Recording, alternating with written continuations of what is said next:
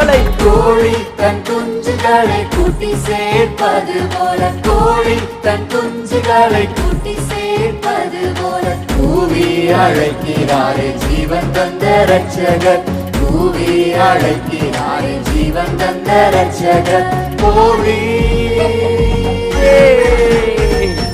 கோழி தன் குஞ்சுகளை கூட்டி சேர்ப்பது போல, கோழி தன் குஞ்சுகளை கூட்டி சேர்ப்பது போல, கூவி அழைக்கிறாரே ஜீவன் தந்த ரட்சகர். வெரி குட், நல்லா பண்றீங்க. கூவி அழைக்கிறாரே ஜீவன் தந்த ரட்சகர்.